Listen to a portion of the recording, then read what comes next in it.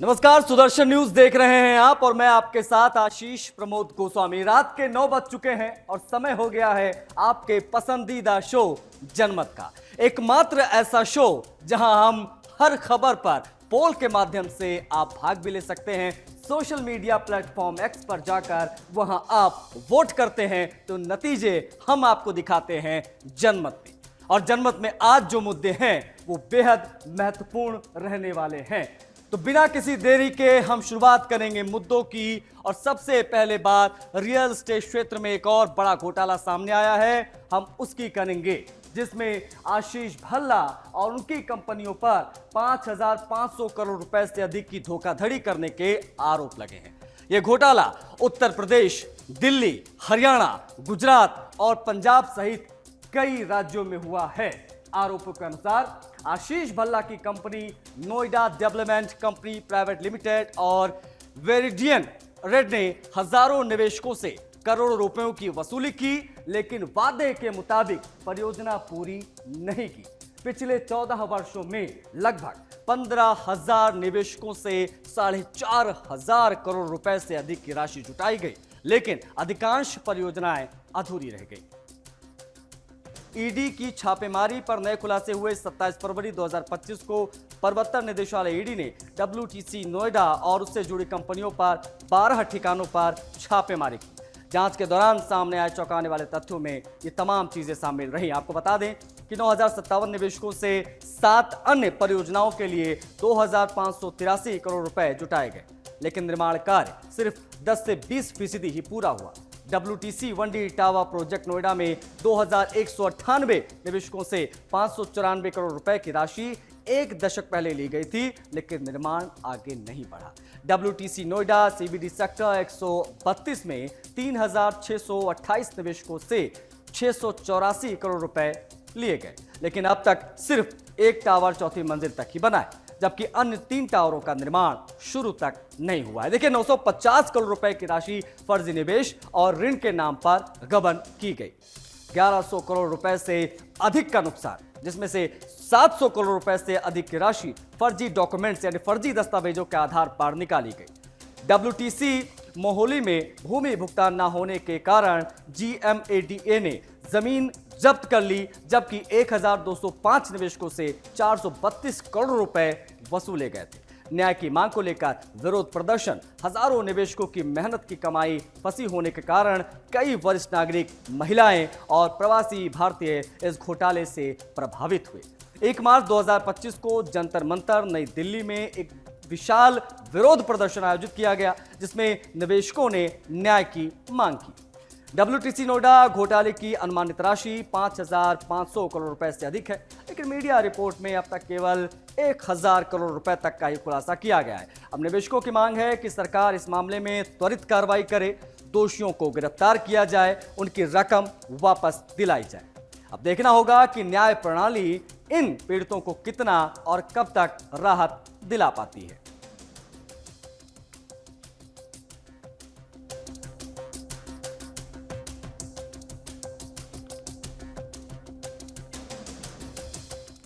बढ़ेंगे आगे, अगली खबर की करेंगे बात। देखिए, महाकुंभ में सफल आयोजन हुआ और जैसे ही समापन हुआ उसके बाद प्रयागराज में सांप्रदायिक हिंसा की साजिश रचने की खबरें वो आने लगी। दरअसल महाकुंभ समापन के 48 घंटे के भीतर ही हिंदुओं के लिए पवित्र और पूजनीय गोवंश के अवशेष इधर उधर फेंके पाए गए। मामला शहर के दरियाबाद पुलिस चौकी के पास का है, जहां सड़क पर एक बछड़े का सिर और पैर नाली में पड़े मिले। जब आसपास के हिंदुओं ने देखा तो उनमें आक्रोश फैल गया। उन्होंने इसकी सूचना तत्काल तुरंत पुलिस को दी। इसके बाद मौके पर पहुंचकर लोगों ने पुलिस से बातचीत की और पूछताछ भी यहां पर जारी रही। आरोपितों की पहचान के लिए पुलिस ने आसपास लगे CCTV कैमरों की फुटेज भी चेक की।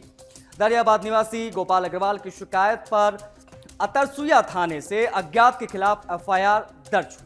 बता आपको ये भी दें कि ट्रांसपोर्ट का काम करने वाले गोपाल अग्रवाल 27 फरवरी को जब अपने घर से निकले तो उनके गेट पर बछड़े का कटा हुआ सिर रखा हुआ था। इसके बाद उन्होंने देखा तो उनके पड़ोसी अधिवक्ता दीपक कपूर एवं कई लोगों के घरों के सामने बछड़े के पैर पाए गए। शरीर के अन्य क्षत विक्षत हिस्से गली में कुछ इसी प्रकार से इधर उधर पड़े गए। इसके जानकारी के अनुसार जानकारी मिलने पर हंगामा भी वहां पर हुआ, क्योंकि हिंदुओं की भावनाएं हाथ हुई थी। सूचना पाकर 3 थानों की पुलिस भी मौके पर पहुंची। पुलिस को सूचना देकर पशु चिकित्सकों को भी बुलाया गया। इसके बाद एक और टीम पहुंचती है, जांच पड़ताल होती है और गोवंश के अवशेषों की फॉरेंसिक जांच के लिए उन्हें अपने साथ वो टीम लेकर गई।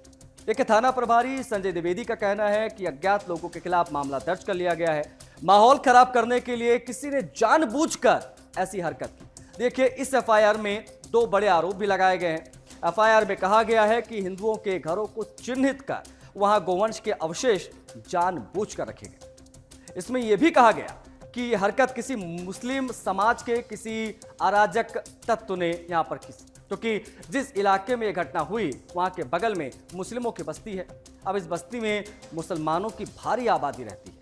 स्थानीय लोगों का कहना है कि इस तरह की घटनाएं पहले भी सामने आ चुकी हैं। इस संबंध में संबंधित थाने को जानकारी दी जाती है। हालांकि गोवंश का सिर और पैर काटकर फेंकने वाले आज तक पकड़े नहीं गए। लोगों ने पुलिस से अविलंब कार्रवाई कर के आग्रह किए हैं। बता आपको ये भी दें कि पिछले 5 महीने में ये तीसरी घटना है। महाकुंभ खत्म होते ही माहौल बिगाड़ने का प्रयास, हिंदुओं के घरों के बाहर फेंके गए बछड़े के सिर पैर। पुलिस ने एफआईआर दर्ज की है, लेकिन अब तक कोई गिरफ्तारी इसमें नहीं हुई है।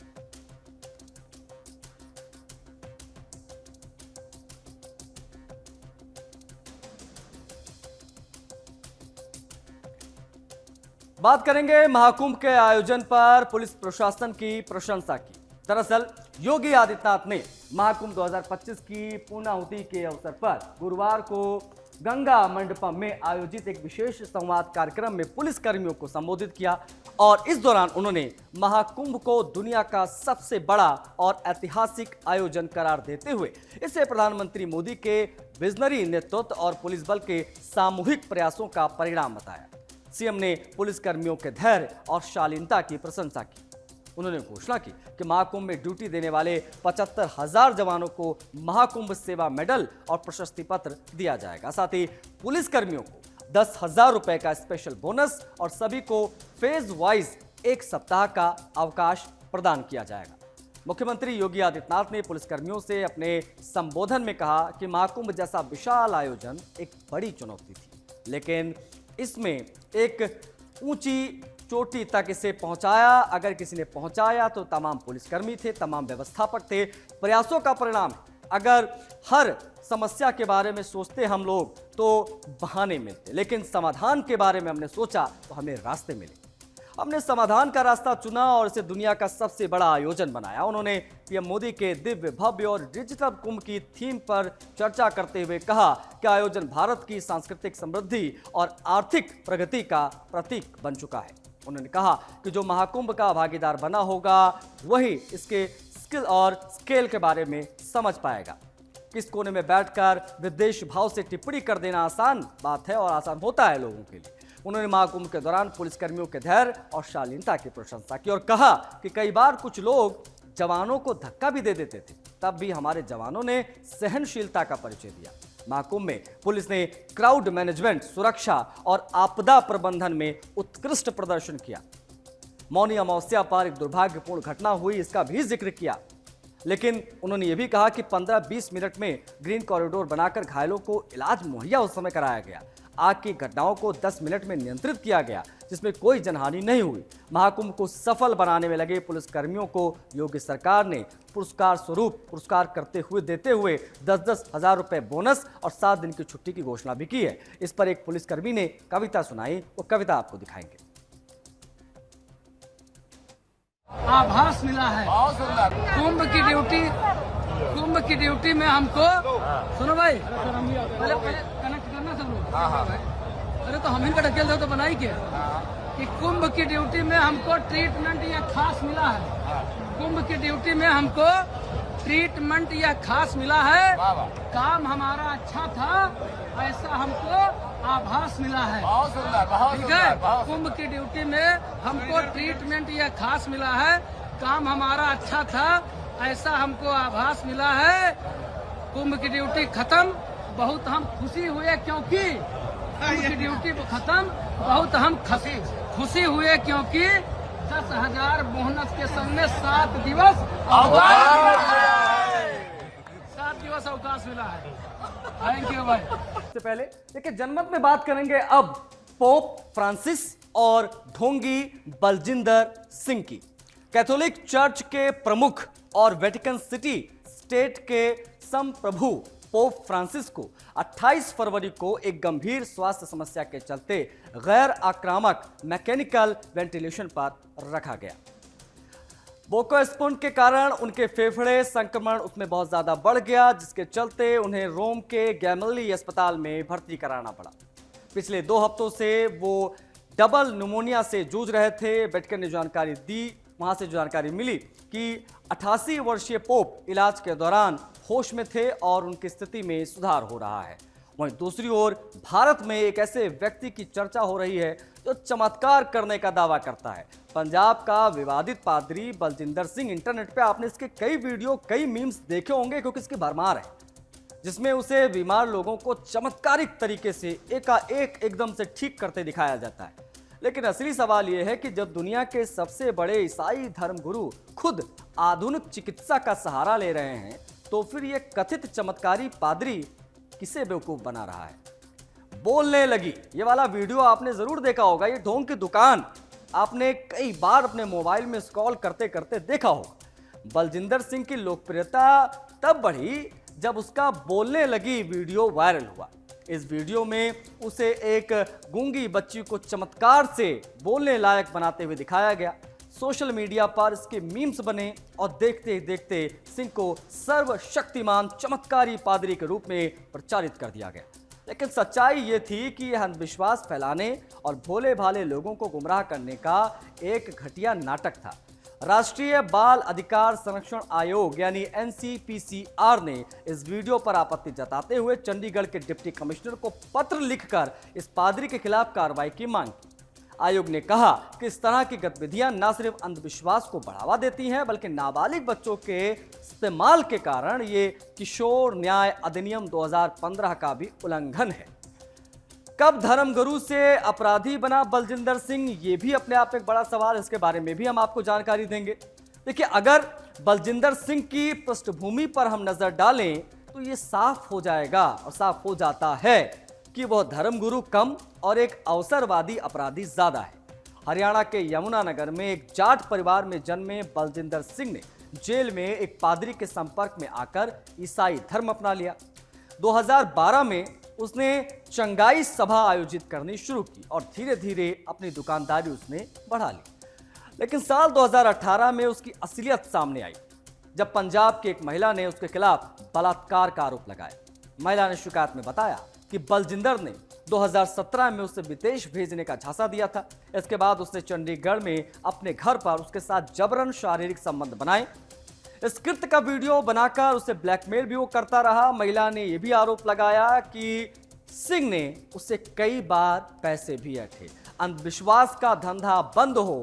आज जब पोप फ्रांसिस खुद चिकित्सा विज्ञान पर भरोसा कर रहे हैं, तो भारत में बैठे बलजिंदर सिंह जैसे ढोंगी चंगाई का पाखंड फैलाकर भोले भाले लोगों को बेवकूफ बनाना कहां तक सही है, और इसके बारे में लोगों को समझना बहुत जरूरी है। ऐसे कथित चमत्कारी पादरियों पर सख्त कार्रवाई होनी चाहिए, ताकि इस समाज में झूठ और अंधविश्वास ना फैला पाए, धर्म के नाम पर धोखा ना दे पाए। इनका पर्दाफाश बहुत जरूरी है, इसीलिए जनमत में आज हम इसकी बात कर रहे हैं। लेकिन लोगों को सच और विज्ञान पर भरोसा हो, ना कि ऐसे धूर्तों की नौटंकी पर, जिसमें बोलने लगी करके वीडियो वायरल कर देते हैं और ये चर्चा में आ जाता है। क्योंकि देखिए, ईसाई धर्म के सर्वोच्च धर्मगुरु पोप फ्रांसिस घुटनों के दर्द से भयंकर रूप से तड़प रहे हैं।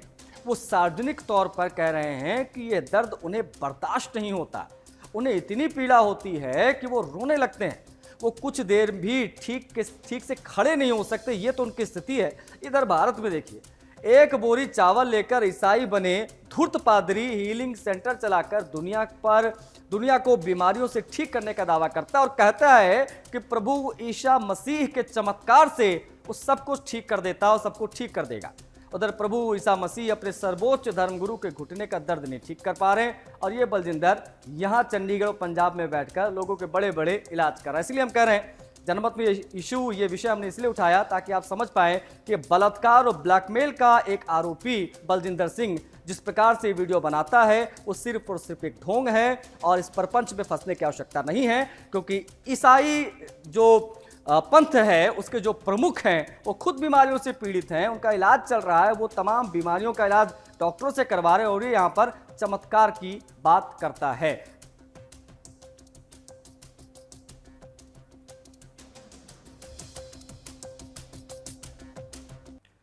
ये तो हम सभी जानते हैं कि जितना ट्रांसपोर्टेशन सिस्टम मजबूत होगा उतना ही देश में विकास होगा। इसीलिए सरकार ट्रांसपोर्टेशन सिस्टम को मजबूत बनाने के लिए हर संभव प्रयास कर रही है। ऐसे में आज आपको देश में तेजी से बदलते हुए परिवहन व्यवस्था के बारे में हम जानकारी जनमत में देंगे, जिसके जरिए आप महज 30 मिनट में दिल्ली से जयपुर पहुंच सकते हैं। यह पढ़कर शायद आपको यकीन ना हो, लेकिन ये सब हाइपरलूप टेस्ट ट्रैक के कारण संभव हो सकता है। अब ये है क्या चीज, वो समझिए। आईआईटी मद्रास ने रेल मंत्रालय की मदद से इसे बनाया है। अब यह ट्रैक तैयार हो चुका है। इस बात की जानकारी खुद रेल मंत्री अश्वनी वैष्णव ने दी है, जो 422 मीटर लंबा रहेगा। इसी के साथ उन्होंने सोशल मीडिया प्लेटफॉर्म एक्स पर एक वीडियो भी शेयर किया है। आइए जानते हैं इस ट्रैक के बारे में, भविष्य में ट्रांसपोर्टेशन सिस्टम में इसका कितना योगदान रहेगा। सबसे पहले आपको यह बता दें कि hyperloop test track IIT Madras ने रेल मंत्रालय के सहयोग से तैयार किया है। इस प्रोजेक्ट को रेल मंत्रालय ने फंड दिया और पूरी दुनिया में इस तकनीक पर काम भी चल रहा है। रेल मंत्री के मुताबिक अगर ये ट्रैक कॉमर्शियल ट्रांसपोर्टेशन के लिए तैयार हो जाता है तो हम तय करेंगे कि इसका इस्तेमाल कहां कहां हो सकता है। क्या होता है हाइपरलूप, ये समझना भी बेहद जरूरी है और इस सवाल भी आपके दिमाग में आ रहा होगा। देखिए, हाइपरलूप सिस्टम में ट्यूबों का एक नेटवर्क होता है जिसमें मैग्नेटिक लेविटेशन का उपयोग करके, यानी कि जो चुंबकीय शक्ति है, चुंबकीय शक्ति के आधार पर स्पीड को कंट्रोल किया जाता है। आसान शब्दों में कहें तो हाइपरलूप एक ऐसी टेक्निक है जिसमें ट्रेन को एक खास ट्यूब में टॉप स्पीड पर चलाया जाता है। हालांकि अभी इस तकनीक पर सिर्फ और सिर्फ काम चल रहा है। 1200 किलोमीटर प्रति घंटे की स्पीड से इसमें ट्रेन दौड़ेगी। आईआईटी मद्रास द्वारा जो हाइपरलूप टेस्ट ट्रैक तैयार किया जा रहा है, अभी बनकर तैयार हुआ है, उसको लेकर बताया जा रहा है कि 1200 किलोमीटर प्रति घंटे की रफ्तार से हाइपरलूप ट्रेन चलेगी, जो फ्लाइट और बुलेट ट्रेन की स्पीड से भी बहुत ज्यादा स्पीड से चलेगी। पता आपको ये भी दे कि आमतौर पर देखिए बुलेट ट्रेन की टॉप स्पीड 450 किलोमीटर के आसपास होती है। अगर भविष्य में हाइपरलूप तकनीक का प्रयोग ट्रांसपोर्ट सिस्टम में होता है तो लोगों को इसकी काफी जो है लाभ वो मिलने जा रहा है। ये मानकर आप चलिए, समय की भी काफी लोगों को इससे बचत होगी। अब बताया जा रहा है कि जहां ट्रेन से जयपुर पहुंचने में 4 से 5 घंटे और फ्लाइट से 2 घंटे का समय लगता है, इससे अगर आप जाएंगे तो 30 मिनट में आप जयपुर पहुंच जाएंगे। अब देखना होगा कि हाइपरलूप ट्रैक पर ट्रायल रन कब से शुरू होता है। सबसे पहले बेंगलुरु चेन्नई के बीच में चल सकती है हाइपरलूप ट्रेन, एक ये भी महत्वपूर्ण जानकारी है, ये भी जान लीजिए। रेलवे जो है वो बेंगलुरु चेन्नई के बीच में हाइपरलूप ट्रेन चलाने की योजना पर काम भी कर रहा है। रेल मंत्रालय और आईआईटी मद्रास इस टेक्नोलॉजी पर रिसर्च कर रहे हैं। अगर भविष्य में बेंगलुरु चेन्नई के बीच में हाइपरलूप ट्रेन चलती है तो दोनों शहरों की जो दूरी है वो महज 30 से 40 मिनट में तय की जा सकती है। बता दें कि अगर भविष्य में हाइपरलूप ट्रेन चलती है तो सबसे ज्यादा फायदा टूरिज्म के क्षेत्र को होने जा रहा है। तकनीकी क्रांति में भारत का एक नया अध्याय से जुड़ी खबर। आधुनिक ट्रांसपोर्ट के विकास में बड़ा कदम है ये। समय और संसाधनों की बचत सुनिश्चित, पर्यटन और व्यापार को इससे नई गति मिलेगी। आत्मनिर्भर भारत की ये वैज्ञानिक सफलता, इससे आप कह सकते हैं। दिल्ली सरकार ने राजधानी में बढ़ते प्रदूषण को लेकर एक बड़ा फैसला लिया है। अब उस खबर की हम बात करेंगे। देखिए, पर्यावरण मंत्री मनजिंदर सिंह सिरसा ने शनिवार को पर्यावरण विभाग, एमसीडी और एनडीएमसी के साथ बैठक करने के बाद कहा कि 15 साल से पुराने वाहनों को 1 अप्रैल से पेट्रोल डीजल पेट्रोल पंप पर नहीं मिलना चाहिए। इसके लिए एक विशेष टीम का गठन किया जाएगा जो ऐसे वाहनों की पहचान करेगी, पर्यावरण मंत्री ने शनिवार को हुई मैराथन बैठक के बाद कहा कि पिछली सरकार ने प्रदूषण कम करने के लिए कोई ठोस कदम नहीं उठाया। केंद्र सरकार की ओर से दिए गए फंड का भी सही इस्तेमाल उन्होंने नहीं किया, जिससे दिल्ली वासियों को हर साल जहरीली हवा झेलनी पड़ रही है। मंत्री सिरसा ने बताया कि दिल्ली में 3 प्रमुख स्रोतों से प्रदूषण फैल रहा है। पहला धूल प्रदूषण, दूसरा वाहन प्रदूषण और तीसरा निर्माण कार्यों से होने वाला पॉल्यूशन। धूल प्रदूषण, पिछली सरकार ने सड़क पर स्प्रिंकलर नहीं लगाए जिससे हवा में धूल के कण बढ़ते गए, एक ये तर्क दिया गया। दूसरा वाहन प्रदूषण, सड़कों पर पुराने वाहन धुआं छोड़कर हवा जहरीली करते रहे। निर्माण कार्यों से प्रदूषण, जी हां, निर्माण स्थलों पर एंटी स्मॉग गन जैसी तकनीक का इस्तेमाल नहीं हो रहा है। दिल्ली सरकार ने प्रदूषण को रोकने के लिए कई बड़े फैसले लिए हैं। 1 अप्रैल से 15 साल पुराने वाहनों को ईंधन नहीं मिलेगा। हैवी व्हीकल्स की दिल्ली में एंट्री पर सख्त निगरानी होगी। हाई राइज बिल्डिंग्स और कॉमर्शियल कॉम्प्लेक्स में एंटी स्मॉग गन लगाना मस्ट हो गया है। यूनिवर्सिटी के छात्रों को वृक्षारोपण अभियान से जोड़ा जाएगा। दिल्ली में खाली जमीनों पर जंगल विकसित किए जाएंगे। बड़े औद्योगिक संस्थानों को प्रदूषण कम करने के लिए नए गैजेट लगाने के निर्देश दिए जाएंगे। क्लाउड सीडिंग तकनीक अपनाई जाएगी ताकि बढ़ते प्रदूषण पर कृत्रिम बारिश से हवा को साफ किया जा सके। दिल्ली का प्रदूषण खुद कम करेंगे, फिर दूसरों को सलाह देंगे। मंत्री सिरसा ने कहा कि दिल्ली को 50% से ज्यादा प्रदूषण खुद का है, इसीलिए पहले हमें अपने राज्य में प्रदूषण कम करना होगा, तभी दूसरे राज्यों से इस मुद्दे पर बात करेंगे। पहले आप देखते थे हरियाणा को जिम्मेदार बताया जाता था, आसपास के राज्यों को जिम्मेदार बताया जाता था, ये कहा जाता था यहाँ पराली जलती है। देखिए, आगे मंत्री ने कहा कि सरकार की सभी अथॉरिटीज को निर्देश दिया गया है कि वे इस अभियान में सरकार का पूरा सहयोग करें। गौरतलब है कि दिल्ली हर साल सर्दियों में प्रदूषण की चपेट में आ जाती है, जिससे लोगों को सांस संबंधी परेशानियां बढ़ जाती हैं, खतरा बढ़ जाता है। प्रदूषण रोकने के लिए एक्शन में दिल्ली सरकार किस प्रकार से 15 साल पुराने वाहनों को पेट्रोल डीजल ना मिलने की बात हो, फिर चाहे राइज बिल्डिंग्स में जो हाई राइज बिल्डिंग्स होती हैं वहां पर एंटी स्मॉग गन लगाने की बात क्यों ना हो। अगली खबर की बात देखिए, जहां प्रेम की मुरलियां गूंजती हो, आस्था का रंग चढ़ता हो, जहां राधा कृष्ण की दिव्य लीलाएं होती हो, वहीं पावन ब्रजभूमि आज षड्यंत्रों के निशाने पर है, षड्यंत्रकारियों के निशाने पर है। देखिए, सनातन परंपराओं को दूषित करने की कोशिश तेज हो गई है और अब संत समाज ने भी कड़ा रुख अपनाते हुए बड़ा ऐलान कर दिया है कि ब्रज की होली को महाकुंभ की तरह संरक्षित किया जाएगा। क्या सरकार इस पर कड़े कदम उठाएगी? क्या यह अपने आप में एक बड़ा सवाल, या फिर सनातन विरोधी अपने मंसूबों में सफल होंगे? आपको दिखाते हैं इस मुद्दे से जुड़ी एक खास रिपोर्ट। आखिर हम ये जानकारी आपको क्यों दे रहे हैं? ब्रज की होली में अब जिहादियों की नो एंट्री कैसे होगी, देखिए।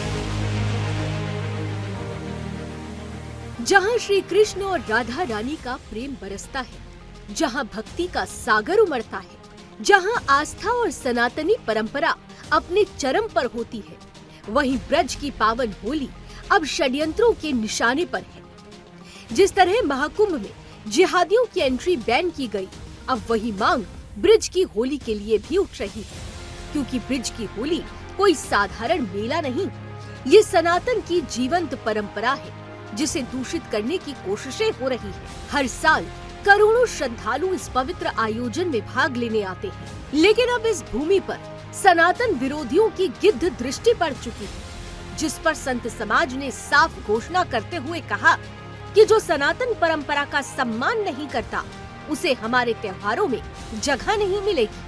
हमारे सनातन समाज के लिए होली एक बड़ा प्रेम और सौहार्द का त्योहार है, पर पिछले दिनों बरेली में जिस प्रकार देखने में आया कि मुस्लिम समाज के लोग हमें धमकियां दे रहे हैं, तो हम धर्म रक्षा संघ की ओर से हमने ये निर्णय लिया है कि ब्रज क्षेत्र में हम मथुरा, वृंदावन, नंदगांव, बरसाना, गोकुल, दाऊजी सभी जगह होली के दौरान मुस्लिम समाज के प्रवेश पर प्रतिबंध लगाएंगे। हम बिल्कुल नहीं चाहते कि मुस्लिम समाज का कोई भी व्यक्ति किसी भी प्रकार का व्यापार रंग गुलाल बेचने का काम होली में करे या होली की भीड़ में घुसकर हुड़दंग करे, क्योंकि हमें इनकी भावनाओं से अभी भी पूरा खतरा है कि ये किसी भी प्रकार की मिलावट कर कोई नया और उपद्रव यहाँ कर सकते हैं। ब्रज में लव जिहाद और हिंदू विरोधी गतिविधियों को देखते हुए संत समाज ने मुसलमानों की एंट्री पर बैन लगाने की मांग की है। श्री कृष्ण जन्मभूमि का मुकदमा लड़ रहे दिनेश फलाहारी बाबा ने तो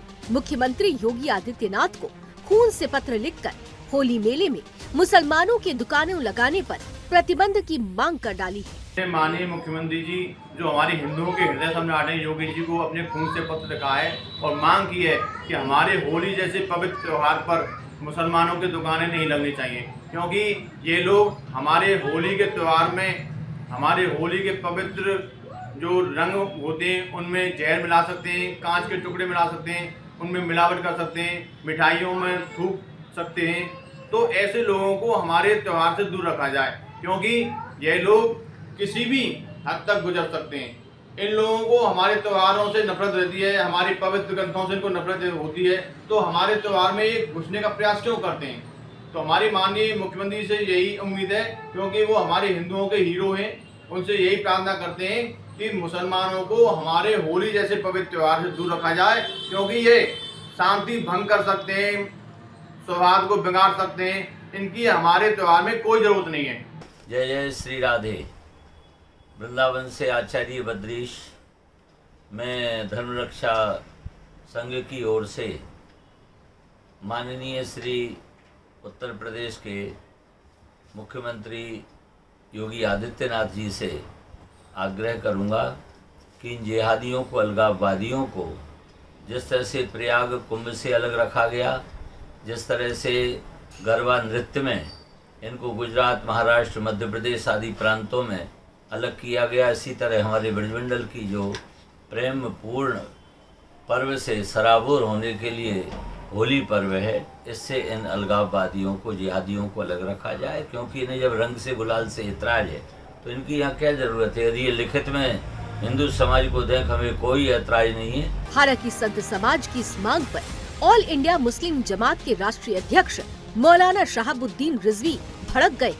उन्होंने इसे असंवैधानिक करार देते हुए कहा कि ये खुलेआम भेदभाव है। मथुरा के वृंदावन में होली के मेले में मुसलमानों की एंट्री को बैन कर दिया गया है और पाबंदी लगा दी गई है। ये कहकर कि मुसलमान होली खेलने के लिए आएंगे, तो ये समझिए कि ये एक खास मजहब का त्यौहार है, ये मुसलमानों का त्यौहार नहीं है। इसलिए कोई भी मुसलमान होली खेलने के लिए नहीं जाता है, वो मेले में सिर्फ दुकान लगाता है। तो दुकान पर प्रतिबंध लगाना ये ऐसी परंपरा पड़ चुकी है कि इसकी शुरुआत कुंभ के मेले से हुई। कुंभ के मेले में अखाड़ा परिषद के लोगों ने सबसे पहले ऐलान किया कि यहाँ पर मुसलमानों की दुकानें नहीं लगेगी, और उसी तर्ज को अपनाते हुए वृंदावन, मथुरा में भी इस बात का ऐलान किया गया है। ये सरासर इंसाफ के खिलाफ, जमहूरियत के खिलाफ, संविधान के उसूलों के खिलाफ ऐलान है। लेकिन असल सवाल ये है कि आखिर क्यों बार बार हिंदू त्योहारों को टारगेट किया जाता है? क्यों होली, दीपावली और कांवड़ यात्रा के दौरान हुड़दंग और छेड़खानी की घटनाएं बढ़ जाती हैं? क्या ये सुनियोजित साजिश नहीं है? जैसा कि हम जानते हैं कि ये जिहादी हिंदू त्योहारों को निशाना बनाने का कोई मौका नहीं छोड़ते। अब सवाल उठता है कि क्या मुख्यमंत्री योगी आदित्यनाथ इस पर सख्त कदम उठाएंगे? क्या ब्रज की होली को भी महाकुंभ की तरह पवित्र रखा जाएगा? Bureau report, Sudarshan news.